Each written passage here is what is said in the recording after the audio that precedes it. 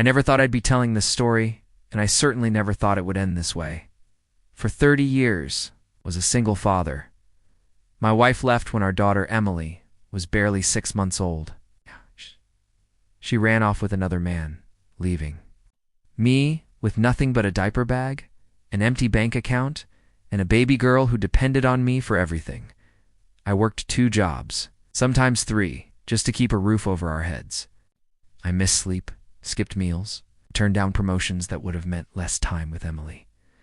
Every scraped knee, every school play, every late-night fever, I was there. I was her father and her mother, all in one. When she was 14, my ex-wife came sniffing around again. She'd remarried to a man named Mark and suddenly wanted to reconnect. I was wary, but Emily was curious. I didn't want to poison her against her mother, so I allowed visits. Over the years, Mark became more present in her life. He had money, connections, and an easy charm. Still, I never thought he could replace me until that night. Emily had just given birth to her first child, my grandson, Jacob. When Jacob turned 1, she threw a huge birthday party at a nice event hall. She told me, "Dad, I want you front and center. You've always been there for me." I was excited. I even bought Jacob a custom-made toy chest, hand-carved with his name. It took me 3 months to finish, but when I arrived at the party, my name wasn't on the welcome sign. Instead, in big gold letters, it said, "Happy First Birthday, Jacob, hosted by Mommy and Grandpa Mark." I froze. Inside, they had a slideshow playing of Emily's life. Dozens of photos of her, almost none with me. The narrator's voiceover, her own voice, said, "I was blessed to have such a loving mother and stepfather who raised me into the woman I am today." I wasn't mentioned, not once. My heart pounded in my ears when it came. Time for speeches. Emily took the mic, looked right at Mark, and said, "Dad, thank you for always being there for me. I love you." She never looked in my direction. I felt like I'd been erased 30 years of sacrifice, gone in the blink of an eye. I quietly left the party before the cake was cut. I went home and sat in the dark for hours. At first, I wanted to yell, to demand an explanation. But then, I decided I didn't want to beg for acknowledgement.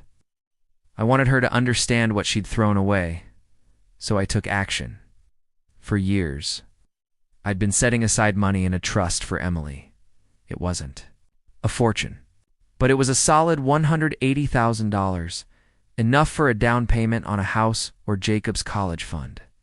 It was in my will, set to go to her when I passed. That week, I rewrote my will. The trust would now go to a local children's charity that helps single parents, the kind of person I once was. I also boxed up every photo, every keepsake, every letter I'd saved from her childhood. I shipped them to her with a note, "Emily, I hope Mark can fill the space I once did. Since I no longer exist in your story, I'll let the past belong to you and to him. Take care of Jacob." Dad, a month later, she called me in tears. "Dad, I didn't mean to hurt you like that. I thought it would be nice to honor Mark. We still speak occasionally, but it's polite and distant. I no longer attend her big events. I no longer pour myself into someone who sees me as optional and my trust fund." Last month, I handed the first check to a single mom at the charity. She cried, hugged me, and said, "You have no idea how much this means to me and my son." That moment I realized sometimes revenge isn't about hurting the person who wronged you sometimes. It's about giving what they threw away to someone who will treasure it forever. If you've ever been erased from your own child's story, know this: you can walk away with dignity. And sometimes, walking away is the loudest statement you'll ever make.